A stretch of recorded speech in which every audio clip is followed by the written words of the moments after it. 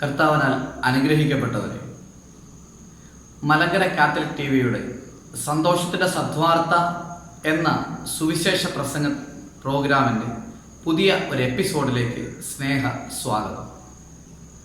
ഇന്ന് നമ്മൾ ധ്യാനിക്കുക ധനഹായ്ക്ക് ശേഷം രണ്ടാമത്തെ ഞായറാഴ്ചയിലെ സുവിശേഷ ഭാഗമാണ്. വിശുദ്ധ യോഹന്നാൻ ശ്ലീഹായുടെ സുവിശേഷം 1-ാം അധ്യായം 43 മുതൽ 51 വരെയുള്ള തിരുവചന ഭാഗങ്ങളാണ് നമുക്കിന്ന് ധ്യാനിക്കാനായിട്ടുള്ളത്. ധനഹായ്ക്ക് ശേഷമുള്ള 1-ാം ഞായറാഴ്ച, കഴിഞ്ഞ ഞായറാഴ്ച നമ്മൾ യേശു സുവിശേഷം പ്രവർത്തനം ആരംഭിക്കുന്നതും സുവിശേഷ പ്രഘോഷണം ആരംഭിക്കുന്നതും ആദ്യ ശിഷ്യന്മാരെ വിളിക്കുന്നതും നമ്മൾ കണ്ടു. ആദ്യത്തെ 4 ശിഷ്യന്മാരെ വയലിൽ വല ഇറങ്ങിക്കൊണ്ടിരുന്നപ്പോൾ, ഒപ്പം തന്നെ വല നന്നാക്കിക്കൊണ്ടിരുന്നവർ പിതാവിനെ വിട്ടിട്ട് അനുഗമിക്കുന്നതുമൊക്കെ കഴിഞ്ഞ ആഴ്ചയിലെ നമ്മുടെ ധ്യാന വിഷയമായി. ഇന്ന് നമ്മൾ ധ്യാനിക്കുക ഫിലിപ്പോസിനെയും നഥാനിയേലിനെയും യേശു വിളിക്കുന്നതാണ്. പ്രകാരമാണ് വചനം നമ്മൾ വായിക്കുക. പിറ്റേ ദിവസം അവൻ ഗലീലയിലേക്ക് പോകാനൊരുങ്ങി. ഫിലിപ്പോസിനെ കണ്ടപ്പോൾ യേശു അവനോട് പറഞ്ഞു, എന്നെ അനുഗമിക്കുക. ഫിലിപ്പോസ് അന്ത്രയോസിൻ്റെയും പത്രോസിൻ്റെയും പട്ടണമായ ബെത്സയിദായിൽ നിന്നുള്ളവനായിരുന്നു. ഫിലിപ്പോസ് നഥാനിയേലിനെ കണ്ട് അവനോട് പറഞ്ഞു, മോശയുടെ നിയമത്തിലും പ്രവാചക ഗ്രന്ഥങ്ങളിലും ആരെപ്പറ്റി എഴുതിയിരിക്കുന്നുവോ അവനെ, ജോസഫിൻ്റെ മകൻ നസ്രത്തിൽ നിന്നുള്ള യേശുവിനെ ഞങ്ങൾ കണ്ടു. നഥാനിയേൽ ചോദിച്ചു, നസ്രത്തിൽ നിന്ന് എന്തെങ്കിലും നന്മയുണ്ടാകും? നഥാനിയേൽ ഫിലിപ്പോസ് പറഞ്ഞു, വന്ന് കാണുക. നഥാനിയേൽ തൻ്റെ അടുത്തേക്ക് വരുന്നത് കണ്ട് യേശു അവനെപ്പറ്റി പറഞ്ഞു, ഇതാ നിഷ്കപടനായ ഒരു യഥാർത്ഥ ഇസ്രായേൽക്കാരൻ.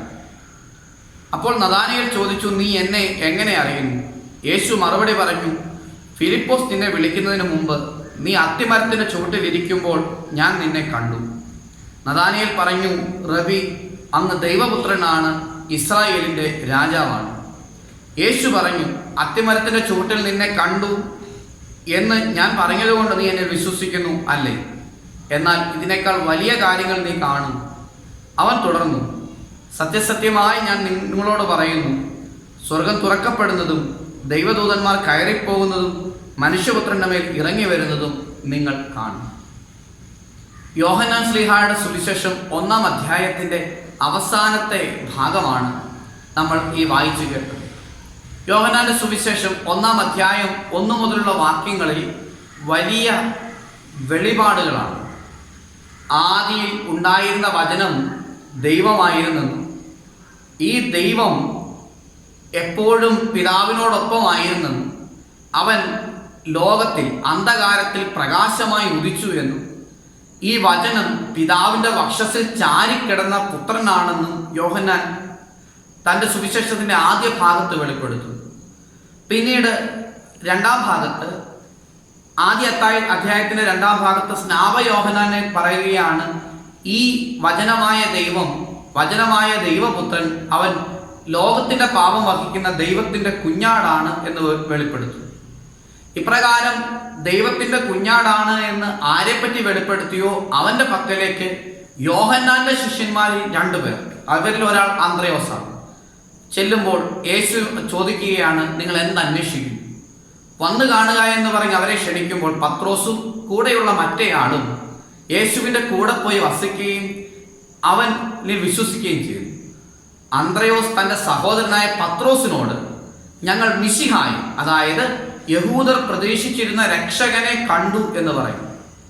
ഇനി ഈ അന്ത്രയോസിന്റെ നാട്ടിൽ നിന്നുള്ള ഫിലിപ്പോസിനെ യേശു വിളിക്കുന്നതും ഫിലിപ്പോസ് നഥാനിയേലിനെ യേശുവിൻ്റെ അടുക്കലേക്ക് കൊണ്ടുവരുന്നതുമാണ് ഇന്നത്തെ സുവിശേഷത്തിലെ ഇതിവൃത്തം. പ്രിയമുള്ളവരെ, ഈ സുവിശേഷത്തിന്റെ 1-ാം അധ്യായം വായിക്കുമ്പോൾ പല കാര്യങ്ങൾ നമുക്കറിയാം. 1-ാം അധ്യായം 1-ാം വാക്യം മുതൽ 18-ാം വാക്യം വരെ ഒരു ആമുഖമാണ്. ഈ സുവിശേഷത്തിന്റെ മുഴുവനായിട്ടുള്ള ആമുഖം.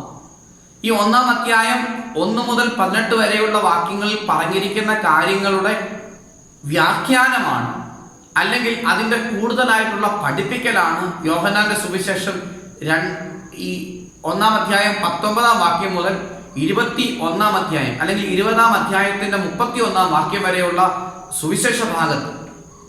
1-ാം അധ്യായം 1 മുതൽ 18 വരെയുള്ള വാക്യങ്ങളിൽ പറയാത്തതായ ഒരു കാര്യം തന്നെയും ഈ 20 അധ്യായങ്ങളിലും പിന്നീട് പറഞ്ഞിട്ടില്ല. ഈ 1-ാം അധ്യായത്തിന്റെ ആമുഖത്തിൽ പറഞ്ഞിരിക്കുന്ന കാര്യങ്ങൾ തന്നെ യോഹന്നാൻ കൂടുതൽ വ്യാഖ്യാനിച്ചു പഠിപ്പിക്കുകയാണ് സുവിശേഷത്തിലൂടെ. ഇനി നമ്മൾ ഇന്ന് വായിക്കുന്ന സുവിശേഷ ഭാഗത്ത് ആരംഭിക്കുക ഇത് പിറ്റേ ദിവസം എന്നാണ്. അതായത് സ്നാപക യോഹന്നാൻ ദൈവപുത്രൻ, വചനമായ ദൈവപുത്രൻ ദൈവത്തിന്റെ കുഞ്ഞാടാണ് എന്ന് പറഞ്ഞത് അവരടുത്ത ദിവസമാണ്. അതായത് യേശു വചനമാണെന്ന് സാക്ഷിച്ചതിന്റെ അടുത്ത ദിവസം സ്നാപക യോഹന്നാൻ പറയുകയാണ് ഇത് ദൈവത്തിന്റെ കുഞ്ഞാടാണ്. അതിന്റെ അടുത്ത ദിവസം യേശു അന്ത്രയോസിനെ കൂടെയുള്ള ഒരാളെയും തന്റെ ശിഷ്യ സമൂഹത്തിലേക്ക് ക്ഷണിക്കുന്നു. അതിനടുത്ത ദിവസം, അതിന് പിറ്റേ ദിവസം, അങ്ങനെ നോക്കുമ്പോൾ ഇത് 3-ാമത്തെ അടുത്ത ദിവസമാണ്. 2-ാം അധ്യായം ആരംഭിക്കുക 3-ാം ദിവസം എന്ന് പറയുകൊണ്ടാണ്. ഇങ്ങനെ സുവിശേഷത്തിന്റെ ഒരു തുടർച്ച നമുക്ക് കാണാൻ സാധിക്കും. ദൈവപുത്രനായ യേശുവിന്റെ എന്നിലേക്കുള്ള അറിവിലേക്കുള്ള വളർച്ച, അത് സ്നാപക യോഹന്നാന്റെ സാക്ഷ്യപ്പെടുത്തൽ മുതൽ സ്നാപക യോഹന്നാൻ പറയുന്നു ഇത് ദൈവത്തിന്റെ, ലോകത്തിന്റെ പാപങ്ങൾ വഹിക്കുന്ന ദൈവത്തിന്റെ കുഞ്ഞാടാണ് വചനമായ ദൈവം. ആ വചനമായ ദൈവത്തെ അന്ത്രയോസും കൂടെയുള്ള ശിഷ്യനും ചോദിക്കുകയാണ്, റബ്ബി, ഗുരു, അങ്ങ് എവിടെയാണ് വസിക്കുന്നത്? ഈ അന്ത്രയോസ് വീണ്ടും പത്രോസിനോട് സാക്ഷിക്കുകയാണ് ഈ ദൈവത്തിന്റെ കുഞ്ഞാട് അവൻ ദൈവപുത്രനാണ്, മിശിഹായാണ്. ഈ മിശിഹായെ കണ്ടു കഴിഞ്ഞപ്പോൾ ഈ മിശിഹ ഫിലിപ്പോസിനെ ക്ഷണിക്കുന്നു. ഫിലിപ്പോസ് വഴി നഥാനിയേലിലേക്ക് എത്തുമ്പോൾ അവൻ ദൈവപുത്രനാണ് എന്ന് കുരിശിൻ ചുവട്ടിൽ നിന്ന ശതാധിപൻ വിളിച്ചു പറഞ്ഞ അതേ കാര്യം ഇവിടെ യേശുവിന്റെ പരസ്യ ജീവിതത്തിൽ നഥാനിയേൽ വിളിച്ചു പറയുകയാണ്, റബ്ബി, അങ്ങ് ദൈവപുത്രനാണ്, ഇസ്രായേലിന്റെ രാജാവാണ്. പ്രിയമുള്ളവരെ, ഈ ഒരു തുടർച്ച ഈ സുവിശേഷ ഭാഗത്ത് നമുക്ക് കാണാനായിട്ട് സാധിക്കും. രണ്ടാമതായി എന്നെ പലപ്പോഴും അതിശയിപ്പിച്ചിട്ടുള്ള ഒരു കാര്യം, യേശുവിന്റെ അടുക്കലേക്ക് ആളുകൾക്ക് എത്താനും മാത്രം വലിയൊരു ആകർഷണം, സാധാരണ മനുഷ്യർക്ക് ഇല്ലാത്ത ഒരു ആകർഷണം യേശുവിനുണ്ടായിരുന്നു. അവൻ പൊടി നിറഞ്ഞ വഴിയിലൂടെയാണ് നടന്നു പോകുന്നത്. അവൻ സാധാരണ മനുഷ്യനെ പോലെ ആഹാരം കഴിക്കുകയും സാധാരണ മനുഷ്യനോട് സംസാരിക്കുകയും ചെയ്യുന്നു. സംസാരത്തിൽ ആധികാരികത ഉണ്ടെങ്കിൽ തന്നെ യേശുവിലേക്ക് ആളുകൾ എത്തുകയാണ്. മത്തായി ശ്ലീഹായുടെ സുവിശേഷം 13-ാം അധ്യായത്തിലെ ക്നാനായ സ്ത്രീ, മർക്കോസിന്റെ സുവിശേഷത്തിൽ 8-ാം അധ്യായത്തിൽ കാണുന്ന ബെത്സയിദയിലെ അന്ധൻ, ലൂക്കോസിന്റെ സുവിശേഷത്തിൽ 7-ാം അധ്യായത്തിൽ കാണുന്ന റോമൻ ശതാധിപൻ, ലൂക്കോസിന്റെ സുവിശേഷം 7-ാം അധ്യായത്തിൽ തന്നെ കാണുന്ന ഫരിസേയന്റെ വീട്ടിലെത്തുന്ന പാപിനിയായ സ്ത്രീ, ലൂക്കാ സുവിശേഷം 19-ാം അധ്യായത്തിലെ സക്കേവൂസ്. ഇനി യേശുവിന്റെ ഇഹലോക ജീവിതത്തിന്റെ അന്ത്യനിമിഷങ്ങളിൽ അവന്റെ ഒരു വശത്ത് തറയ്ക്കപ്പെട്ടിരുന്ന കള്ളൻ, നീ ഇന്ന് പർദീസയിലായിരിക്കുമ്പോൾ എന്നെയും കൂടി ഓർക്കണമേ എന്ന് പീഡ സഹിച്ച് രക്തം വാർന്നു കിടക്കുന്ന യേശുവിനോട് പ്രാർത്ഥിക്കാൻ തക്കവണ്ണം യേശുവിനുള്ള ഒരു ആകർഷണം, സ്വർഗത്തിന്റെ ആകർഷണമുണ്ട്. ഇത് തന്നെയാണ് ഫിലിപ്പോസിനെ യേശുവിലേക്ക് നയിക്കുക. ഫിലിപ്പോസിനെ കണ്ടപ്പോൾ യേശു പറഞ്ഞു, എന്നെ അനുഗമിക്കുക. ഫിലിപ്പോസ് യേശുവിനെ അനുഗമിച്ചു. അതിന് പ്രത്യേകിച്ച് കാര്യകാരണങ്ങളൊന്നും പറയുന്നില്ല. ഫിലിപ്പോസ് എന്ത് ഉപേക്ഷിച്ചെന്നോ ഫിലിപ്പോസ് യേശുവിനെ അനുഗമിക്കാനായിട്ടുള്ള പ്രത്യേകമായ കാരണങ്ങളോ ഒന്നും തന്നെ വാക്യത്തിലോ വചനത്തിലോ വായിക്കുന്നില്ല. യേശു അവനോട് പറഞ്ഞു, എന്നെ അനുഗമിക്കുക. ഫിലിപ്പോസ് അവനെ അനുഗമിച്ചു. ഇനി ഫിലിപ്പോസിന്റെ ഒരു ബാക്ക്ഗ്രൗണ്ട്, പശ്ചാത്തലം പറയുകയാണ്. ഫിലിപ്പോസ് അന്ത്രയോസിന്റെയും പത്രോസിന്റെയും നഗരമായ ബെത്സയിദയിലെ, അത് മുൻഭാഗത്തു നിന്നുള്ള വചനത്തിന് തുടർച്ചയാണ് എന്ന് കാണിക്കാനാണ്. കാരണം ഇതിന് തൊട്ടു മുമ്പുള്ള ഭാഗത്താണ് അന്ത്രയോസ് മറ്റൊരാളും ചെന്ന് യേശുവിനെ കാണുകയും യേശു അവരോട് ചോദിക്കും, നിങ്ങൾ എന്ത് അന്വേഷിക്കുന്നു എന്ന് ചോദിക്കുമ്പോൾ അങ്ങ് എവിടെ വസിക്കുന്നു എന്ന് യേശു മറുപടി പറയുന്നു. ആ മറുപടിക്ക് നിങ്ങൾ വന്നു കാണുക എന്ന് പറഞ്ഞ് ക്ഷണിക്കുകയും ചെയ്യും. ആ ക്ഷണം സ്വീകരിച്ച് അവനോടൊപ്പം പോയി താമസിച്ച ഫിലിപ്പോസ് അന്ത്രയോസ് തന്റെ സഹോദരനായ പത്രോസിനോട് യേശുവിനെ പറ്റി പറയുകയാണ്, ഞങ്ങൾ മിശിഹായെ കണ്ടു എന്ന്.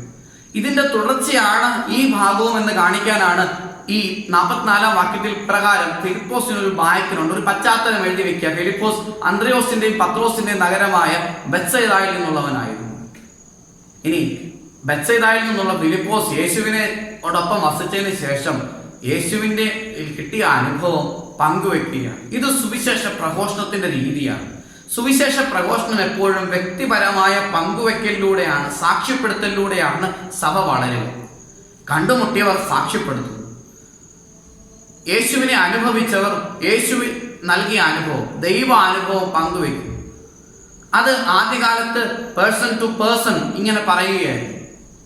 സഭ വളർന്നപ്പോൾ മാതാപിതാക്കൾ മക്കൾക്ക് ഇതൊരു വിശ്വാസ പരിശീലനമാണ്. ഈ വിശ്വാസ പരിശീലനം എങ്ങനെയാണ്? തങ്ങൾ കണ്ടുമുട്ടിയ, തങ്ങൾ അനുഭവിച്ചറിഞ്ഞ ദൈവാനുഭവം അത് മറ്റുള്ളവർക്ക് പങ്കുവെച്ചു കൊടുക്കുക. ഇതാണ് ഈ സുവിശേഷത്തിന്റെ രണ്ടാമത്തെ ഭാഗം. ഒന്ന്, യേശു, നമ്മൾ ഇത് കണ്ടു, യോഹന്നാന്റെ സുവിശേഷം 1-ാം അധ്യായത്തിന്റെ അവസാന ഭാഗമാണ്, തുടർച്ചയായിട്ടുള്ള ഭാഗമാണെന്ന് കണ്ടു. രണ്ടാമത്തെ അർത്ഥം ഇതാണ്, ഈ സുവിശേഷ പ്രഘോഷണത്തിന്റെ രീതി നമ്മളെ പഠിപ്പിക്കുകയാണ്. യേശുവിനെ അനുഭവിച്ചറിഞ്ഞവർ യേശുവിനെ മറ്റുള്ളവർക്ക് പങ്കുവെച്ചു കൊടുക്കും. ഫിലിപ്പോസ് നഥാനിയേലിനോട് പറയുന്ന വാക്കുകൾ ഇപ്രകാരമാണ്: നസ്രത്തിൽ നിന്നുള്ള യേശുവിനെ ഞങ്ങൾ കണ്ടു. നസ്രത്തിൽ നിന്നുള്ള യേശുവിനെ ആരാണ് യേശു? അവൻ മോശയുടെ നിയമത്തിലും പ്രവാചക ഗ്രന്ഥങ്ങളിലും ആരെപ്പറ്റി എഴുതിയിരിക്കുന്നുവോ ആ യേശുവിനെ, നസ്രത്തിൽ നിന്നുള്ള യേശുവിനെ, ജോസഫിന്റെ മകനായ യേശുവിനെ ഞങ്ങൾ കണ്ടു എന്ന്. അതായത് മോശയുടെ നിയമവും പ്രവാചക ഗ്രന്ഥങ്ങളും ഒക്കെ ദൈവപുത്രന്റെ വരവിനെ കുറിച്ച്, മിശിഹായുടെ വരവിനെ കുറിച്ച് യഹൂദരുടെ വലിയ പ്രതീക്ഷയാണ്, ലോകത്തിന്റെ വലിയ പ്രതീക്ഷയാണ്. ഉൽപ്പത്തി പുസ്തകത്തിന്റെ 3-ാം അധ്യായത്തിൽ ചെയ്യപ്പെട്ട വാഗ്ദാനമാണ്, സ്ത്രീയിൽ നിന്ന് ജനിക്കുന്നവൻ സർപ്പത്തിന്റെ തല തകർക്കുമെന്ന്. ഈ സർപ്പത്തിന്റെ തല തകർക്കാനുള്ളവൻ ജനിക്കാൻ അവന്റെ ജനനം പ്രതീക്ഷിച്ച് കാത്തിരുന്ന ഒരു ജനതയിൽ നിന്നുള്ള ഫിലിപ്പോസ് നഥാനിയേലിനോട് പറയുകയാണ്, നമ്മൾ ആരെ പ്രതീക്ഷിച്ചിരിക്കുന്നുവോ അവനെ ഞങ്ങൾ കണ്ടു എന്ന്. യഹൂദരുടെ, ജനത്തിന്റെ, ലോകത്തിന്റെ മുഴുവൻ പ്രതീക്ഷയായ യേശുവിനെ കണ്ടുമുട്ടിയെന്ന് പറയുന്നു. നഥാനിയേലിന്റെ മറുപടി വളരെ ചിന്തോദീപകമാണ്. നഥാനിയേൽ ചോദിക്കുകയാണ്, നസ്രത്തിൽ നിന്ന് എന്തെങ്കിലും നന്മയുണ്ടാകും? നസ്രത്ത് ഒരു ചെറിയ പട്ടണമാണ്. നസ്രത്ത് ചെറിയൊരു സ്ഥലമാണ്. യേശു ബേത്ലഹേമിൽ ജനിച്ചവനാണ്. അതാണ് സങ്കീർത്തനങ്ങളിലും പഴയ നിയമ ഗ്രന്ഥങ്ങളിലും ഒക്കെ എഴുതിയതായി രാജാക്കന്മാർ.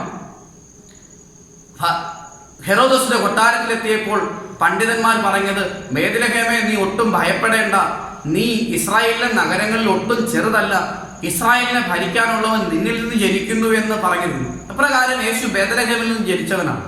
എന്നാൽ യേശു വളർന്നത് നസ്രത്തിലാണ്. അതിന് കാരണം പറയുന്നുണ്ട്. അവർ ഹെറോദോസിനെ ഭയന്ന് ഈജിപ്തിലേക്ക് കുടിയേറി പാർത്തപ്പോൾ, ഈജിപ്തിലേക്ക് കുടിയേറി പാർത്തു. ഹെറോദോസ് മരിച്ചതിന് ശേഷം തിരികെ ജോസഫും മറിയവും യേശുവും കൂടെ തിരികെ ബേത്ലഹേമിലേക്ക് വരാൻ തുടങ്ങുമ്പോൾ മകനായ അർക്കലാവോസ് ആണ് ഭരിക്കുന്നതെന്ന് അറിഞ്ഞ് ഭയന്ന് നസ്രത്തിൽ പോയി താമസിച്ചു. ഇതാണ് യേശു നസ്രത്തിൽ പോകാനുള്ള കാരണം. അവൻ നസ്രായൻ എന്ന് വിളിക്കപ്പെടുമെന്ന പ്രവാചക ഗ്രന്ഥം പൂർത്തിയാകാനാണ് ഇത് സംഭവിച്ചതെന്ന് സമാന്തര സുവിശേഷങ്ങളിൽ നമ്മൾ വായിക്കുന്നു. ഇപ്രകാരം അവൻ നസ്രായനായി വിളിക്കപ്പെടുക. യേശു പിന്നീട് നസ്രായനായ യേശു എന്നാണ് അറിയപ്പെടുന്നത്. നസ്രായനായ യേശു ഒരിക്കലും അവന്റെ ഐഡന്റിറ്റി, അവന്റെ ജന്മദേശം ബേത്ലഹേമാണ് എന്ന് പറഞ്ഞ് തിരുത്താൻ നിൽക്കുന്നില്ല. ആയതുകൊണ്ട് തന്നെ നഥാനിയേൽ ചോദിക്കുകയാണ്, രക്ഷകൻ ജനിക്കേണ്ടത് ബേത്ലഹേമിലാണ്, രക്ഷകൻ വരേണ്ടത് ബേത്ലഹേമിൽ നിന്നാണ്. അങ്ങനെയെങ്കിൽ നീ നസ്രത്തിൽ നിന്നുള്ള യേശുവിനെ കണ്ടു എന്ന് പറയുന്നതിന് കാരണം എന്താണ്? ഇതാണ് ചോദ്യത്തിന്റെ അർത്ഥം. യേശു അത് തിരുത്താൻ നിൽക്കുന്നില്ല. യേശുവിന്റെ അടുക്കലേക്ക് ഫിലിപ്പോസ് നഥാനിയേലിനെ കൂട്ടിക്കൊണ്ട് വരുമ്പോൾ നഥാനിയേലിനെ കണ്ട് യേശു പറയുകയാണ്, നിഷ്കപടനായ ഒരു യഥാർത്ഥ ഇസ്രായേൽ. അതായത് അവന്റെ മനസ്സിൽ വന്ന കാര്യം അവൻ അത് പറഞ്ഞു. അവന്റെ മനസ്സിൽ വന്ന ഒരു സംശയമാണ്. ആ സംശയം, നസ്രത്തിൽ നിന്ന് എന്തെങ്കിലും നന്മയുണ്ടാകും, അത് അവൻ ചോദിച്ചു. ഇപ്രകാരം നിഷ്കപടനായ ഒരു യഥാർത്ഥ ഇസ്രായേൽക്കാരൻ എന്ന് തന്നെ പറ്റി ഒരു കോംപ്ലിമെന്റ് പറഞ്ഞപ്പോൾ നഥാനിയേൽ ചോദിക്കുകയാണ്, നീ എന്നെ എങ്ങനെ അറിയുന്നു? യേശു പറഞ്ഞ മറുപടി, ഫിലിപ്പോസ് നിന്നെ വിളിക്കുന്നതിന് മുമ്പ് നീ അത്തിമരത്തിന്റെ ചുവട്ടിൽ ഇരുന്നപ്പോൾ നിന്നെ ഞാൻ കണ്ടു. ഈ അത്തിമരത്തിന്റെ ചുവട്ടിലിരിക്കുക എന്നത് യഹൂദ റബ്ബിമാരുടെ ഒരു സംസാര രീതിയാണ്. അതായത് ഒരു പ്രയോഗമാണ്. അത്തിമരത്തിന്റെ ചുവട്ടിൽ ഇരിക്കുക എന്ന് പറഞ്ഞാൽ നിയമവും പ്രവാചക ഗ്രന്ഥങ്ങളും പഠിക്കുകയാണ് എന്നർത്ഥം. അത്തിമരത്തിന്റെ ചുവട്ടിൽ ഇരിക്കുക എന്ന് പറഞ്ഞാൽ നിയമവും പ്രവാചക ഗ്രന്ഥങ്ങളും പഠിക്കുക എന്നർത്ഥം. ഒരു പദപ്രയോഗമാണ്. ഈ പദം ആ കാലത്ത് ആർക്ക് മനസ്സിലാവും? ആരെങ്കിലും വീട്ടിലേക്ക് കയറി വരുമ്പോൾ എവിടെയായിരുന്നു എന്ന് ചോദിച്ചാൽ മറുപടിയായി ഞാൻ അത്തിമരത്തിന് ചുവട്ടിൽ ഇരിക്കുകയാണ് എന്ന് പറഞ്ഞാൽ അതിനർത്ഥം നിയമവും പ്രവാചക ഗ്രന്ഥങ്ങളും പഠിക്കുകയായിരുന്നു എന്നാണ്. ഇപ്രകാരം നഥാനിയേൽ നിയമവും പ്രവാചക ഗ്രന്ഥങ്ങളും പഠിക്കുന്നത് യേശു കണ്ടു. യേശുവിന്റെ പശ്ചാത്തല അറിവ് നഥാനിയേലിനെ വിസ്മയിപ്പിക്കുകയാണ്. നഥാനയേൽ പറയുകയാണ്, റബി, അങ്ങ് ദൈവപുത്രനാണ്, ഇസ്രായേലിന്റെ രാജാവാണ്. ഈ നഥാനയേലിന്റെ മറുപടിയാണ് നമുക്കിന്ന് വ്യക്തിപരമായുള്ള സന്ദേശം. നഥാനയേൽ യേശുവിനോട് ചോദിച്ചു, യേശുവിനെ വിളിക്കുകയാണ് റബി, അതായത് നീ എനിക്ക് ഗുരുവാണ്. രണ്ടാമതായി നഥാനയേൽ യേശുവിനെ വിളിക്കുന്നത് നീ ദൈവപുത്രനാണ്, അതായത് നീ ഇസ്രായേൽ, നീ ലോകത്തിന് ദൈവപുത്രനാണ്. മൂന്നാമതായി നഥാനയേൽ യേശുവിന് കൊടുക്കുന്ന വിശേഷണം ഇസ്രായേലിന്റെ രാജാവാണ്. നീ ഇസ്രായേലിന് രാജാവാണ്, ഇസ്രായേലിനെ ഭരിക്കാനുള്ളവൻ നീയാണ്. 3 കാര്യങ്ങൾ. 1, യേശു എനിക്ക് ആരാണ്. 2, യേശു എൻ്റെ സമൂഹത്തിനാരാണ്. 3, യേശു ഈ ലോകത്തിനാരാണ്. ഈ 3 ചോദ്യങ്ങൾക്കുള്ള ഉത്തരം വ്യക്തിപരമായി നമ്മൾ കണ്ടെത്തുമ്പോഴാണ് ദൈവപുത്രനോടുള്ള നമ്മുടെ ബന്ധം വളരുകയും ആ ബന്ധം സാക്ഷ്യമായി രൂപപ്പെടുകയും ചെയ്യും. ഈ ബന്ധം, യേശു എനിക്ക് ആരാണ്. യേശു നഥാനയേലിന് ഗുരുവാണ്. നഥാനയേലിനെ സംബന്ധിച്ചിടത്തോളം യേശു ലോകത്തിന് ദൈവപുത്രനാണ്. നഥാനയേലിനെ സംബന്ധിച്ചിടത്തോളം യേശു ഇസ്രായേലിന്റെ രാജാവാണ്. അപ്പോൾ യേശു പറയുന്ന മറുപടി കൂടെ ധ്യാനിച്ച് നമുക്ക് നിർത്താം. യേശു പറഞ്ഞു, ഞാൻ നിന്നെ എന്ന് പറഞ്ഞതുകൊണ്ട് നീ വിശ്വസിക്കുന്നു, ഇതിലും വലിയ കാര്യങ്ങൾ നീ കാണും. സ്വർഗം തുറക്കപ്പെടുന്നതും ദൈവദൂതന്മാർ കയറിപ്പോകുന്നതും മനുഷ്യപുത്രന്റെ മേൽ ഇറങ്ങി വരുന്നതും നിങ്ങൾ കാണും. 2 കാര്യങ്ങളുണ്ട് ഇവിടെ. 1, ഈ സ്വർഗം തുറക്കപ്പെടുന്നതും ദൈവദൂതന്മാർ കയറുന്നതും ഇറങ്ങുന്നതും ഉൽപ്പത്തി പുസ്തകത്തിൽ യാക്കോബിന്റെ ദർശനമാണ്. ബേഥേലിൽ ഒരു കല്ല് തലയിണയായി വെച്ച് കിടന്നുറങ്ങുന്ന യാക്കോബ് കാണുന്ന ദർശനമാണ് സ്വർഗം വരെ നീളമുള്ള സ്വർഗത്തിൽ മുട്ടിയിരിക്കുന്ന ഒരു ഗോവണി. ആ ഗോവണിയിൽ ദൈവദൂതന്മാർ കയറുന്നതും ഇറങ്ങുന്നതും. അതായത് നഥാനയേൽ ഒരു പക്ഷേ വായിച്ച കൊണ്ടിരുന്ന മോശയുടെ ഗ്രന്ഥത്തിലെ ഭാഗം തന്നെ യേശു പറയുകയാണ്. വീണ്ടും യോഹന്നാന്റെ സുവിശേഷത്തിൽ യേശു മനുഷ്യപുത്രൻ എന്ന് തന്നെ വിശേഷിപ്പിക്കുക. ഈ മനുഷ്യപുത്രൻ എന്ന വിശേഷണം ദാനിയേലിന്റെ പുസ്തകം 7-ാം അധ്യായത്തിലെ വിശേഷണമാണ്. അതായത് മനുഷ്യപുത്രൻ സിംഹാസനത്തിലിരുന്ന് ലോകത്തെ ഭരിക്കുന്നുവെന്ന്. അത് ദൈവപുത്രനെ കുറിച്ചുള്ള സൂചനയാണ്. കർത്താവിന്റെ 2ാമത്തെ വരവിനെ കുറിച്ചുള്ള സൂചനയാണ്. മെസ്സിഹായെ കുറിച്ചുള്ള പ്രവചനമാണ്. ഈ പ്രവചനം തന്നെ പൂർത്തീകരിക്കുന്നുവെന്ന് യോഹന്നാന്റെ സുവിശേഷത്തിലൂടെ നഥാനയേലിനുള്ള മറുപടിയിലൂടെ യേശു പറയുകയാണ്. പ്രിയമുള്ളവരെ, ഇന്ന് അടുത്ത 2 ശിഷ്യന്മാരെ വിളിക്കുന്ന ഭാഗം യോഹന്നാന്റെ സുവിശേഷത്തിൽ നമ്മൾ കാണുകയാണ്. ഫിലിപ്പോസിനെയും നഥാനയേലും. നഥാനയേൽ എന്ന വാക്കിന്റെ അർത്ഥം അത് ഒരു ഗ്രീക്ക് വാക്കാണ്, ഒരു ഹീബ്രു വാക്കാണ്. നഥാൻ ഏൽ എന്നാണ്. നഥാൻ എന്നാൽ ഹി ഗേവ് എന്നാണ്. ഏൽ എന്നാൽ ദൈവം. നഥാനയേൽ എന്ന് പറഞ്ഞാൽ ദൈവത്തിന്റെ ദാനം, അല്ലെങ്കിൽ ദൈവം നൽകുന്നവൻ ആണ് എന്ന്. പ്രിയപ്പെട്ടവരെ, ദൈവത്തിന്റെ സന്നിധിയിലിരുന്ന് നഥാനയേൽ പറഞ്ഞതുപോലെ, റബി, അങ്ങ് ദൈവപുത്രനാണ്, ഇസ്രായേലിന്റെ രാജാവാണ് എന്ന് സാക്ഷ്യപ്പെടുത്താൻ നമുക്ക് ദൈവവുമായിട്ടുള്ള ബന്ധത്തെക്കുറിച്ച് നമുക്ക് കാണാം. ഫിലിപ്പോസിനെ ക്ഷണിച്ചതുപോലെ അവിടുന്ന് നമ്മെ ക്ഷണിക്കുന്നു. വന്ന് കാണുക, അനുഭവിക്കുക, പങ്കുവയ്ക്കുക. ദൈവം നമ്മെ അനുഗ്രഹിക്കട്ടെ.